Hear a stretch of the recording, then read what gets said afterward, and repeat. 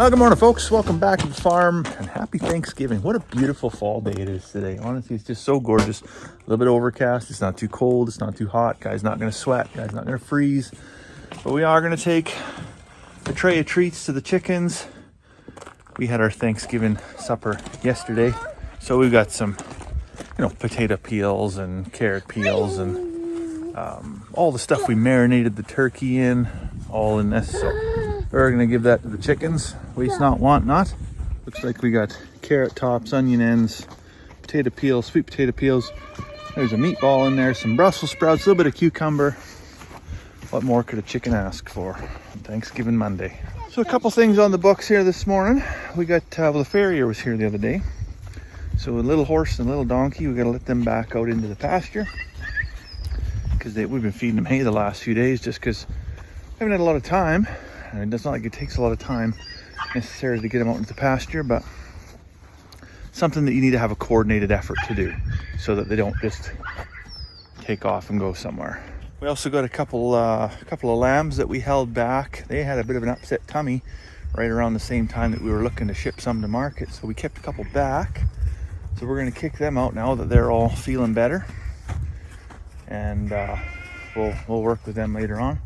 And then the big white dog, he's been penned up for about a week, 10 days now, because he got injured while we think it was either wrestling with coyotes or wrestling with the blue heeler. It doesn't matter how. At the end of the day, he injured his foot, had a bit of a sprain injury there. So we've been treating him with hot dogs and Medicam. I mean, whatever. That's how you take your medicine that way. But so I got the healer locked up. That's why he's yipping away there, because I think they're a bit too rambunctious together, right? So I'll let him out, let him have some time around the yard, be able to stretch his legs a little bit without hurting himself. But he's going to come third because he's been penned up for a few days. He will get rambunctious. He'll scare the horses, he'll scare the sheep, all the stuff that shouldn't happen. Not the two black-faced ones, but the two white-faced ones there. They had a bit of a stomach bug, and I treated them for worms because this is kind of, I think, was the cause of it. But nevertheless, they cleared right up actually after that, so I'm pretty confident that was exactly what was the case. What was interesting is that they're siblings. They're a set of twins. This one and this high stepper over here. So now that has me thinking, well, I wonder if genetically they are more likely, the offspring of that ewe, to, be less worm resistant. So I'm going to go back in the record books and just, because I got records of everyone I've ever treated, right? And I'm going to look through and see, okay, is there anybody that's in a queue? Queue is the queen, right? Mother of the ewe that these come from. And I'll just track all of her lambs and see if maybe there was a thing where, because if it is, we want to eradicate those genes from the flock. Anything where it's like a non-desirable trait, whether it's worms, whether it's jumping the fence, whether, we want to just cut that from the flock. Now, as luck would have it, we actually did send their mother, Queen, down the road here with some of the cull ewes. The reason we did that is not because of genetic traits or anything. We did that because she was 6 years old, 7 years old, something like that. And it was just time. Her teats were all saggy. The lambs weren't as profitable, right? So time to go down the road. Anyways, come on, out you go. Big field, go, go, go. Okay, let's send them down the road there.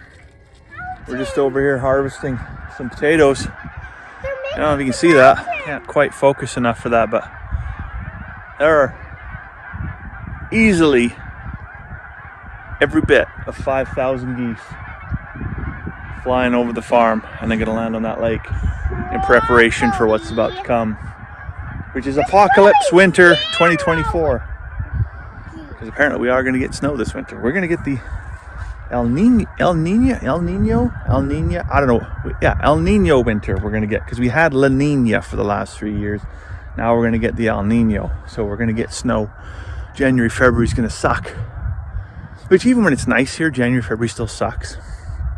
But it just sucks less when it's minus 10 instead of minus 45. But anyways, hi geese. Anyways, we're on to the potatoes here. These are the russets we're getting.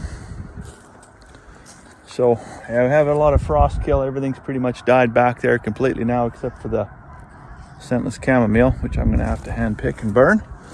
That's an ongoing battle around here. Charlotte is busy. What's Charlotte? Charlotte, what are you working on here right now? Planting sunflowers. Just taking a sunflower head, the seeds are ready, and then just randomly planting them throughout. So we have actually quite several hundred volunteer sunflowers that end up throughout the garden. Hey, that's some blue collar stuff right there. Good job. Anyways, if there's going to be random stuff that grows in the garden, I would far rather it be a sunflower, and then at least the birds can eat the seeds or whatever. And they're much nicer to look at than these stupid white things. And the county doesn't get so upset about them either. Anyways, on a separate note, I'd be interested to know, how do you guys here on the internet, on YouTube or TikTok, wherever you're watching this, how do you feel about school fundraisers? So yesterday I made a quick 7-second clip. I was packing apples in from the wife's car into the house because of course they're doing the apple fundraiser, and I'm not buying that Kool-Aid because they say, oh well, you know, it teaches the kids responsibility and it teaches them sales and marketing techniques. And I mean, she's 5, she's in kindergarten, so I mean, she's not going door to door around the neighborhood to sell apples like an entrepreneur. You know, you go to Auntie and Uncle's house and you go to Granny's house, and then they buy these overpriced apples, you know, for whatever, say they're $40 a case or something like that. I actually don't even know what they cost per case. Maybe a bad argument I'm making here. But then the school only gets like a tiny little percent of that. And so I always thought, well, instead of, you know, our friends and family and us specifically buying all these apples, 3/4 of them get fed to the chickens or the pigs because they all go to waste.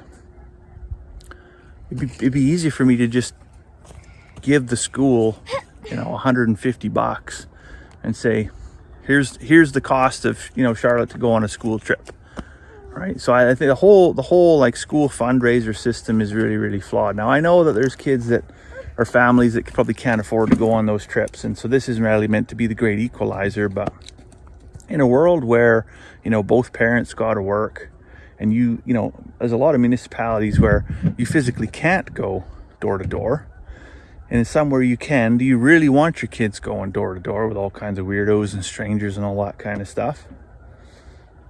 I don't know. The whole thing, it just gives me the heebie-jeebies. I think it kind of, you know, it had its place in time right around, you know, the 1990s. And I would far rather teach my kids how to plant an apple seed and grow an apple tree and harvest their own apples. Today we're doing potatoes and sunflowers, you know, stuff that really matters. Teach them some value for their time, as opposed to the, you know, the intent of teaching them the sales side, the commerce side, which really is just teaching them how to make somebody else money. But I'd be interested to know, because I'm not always right. I'm pretty opinionated. Hard to drive. Pretty hard to drive, eh? Because it only has one You know, wheel. seems like a pretty good way to teach a kid responsibility and some work ethic. What do you guys think?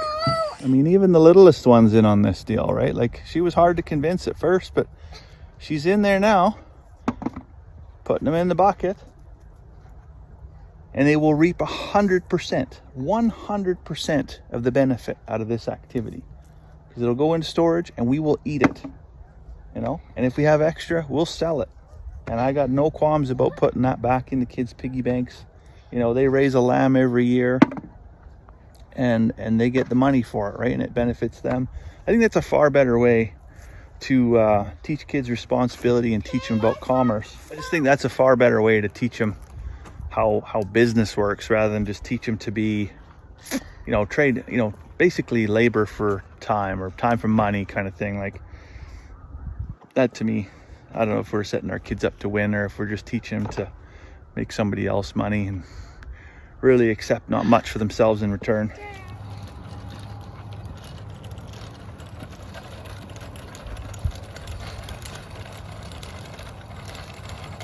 We just came to the school playground here, do a little bike riding, trying to get her to a point where we can get them training wheels off maybe. A little tough to do when you live on a hillside or up a gravel road.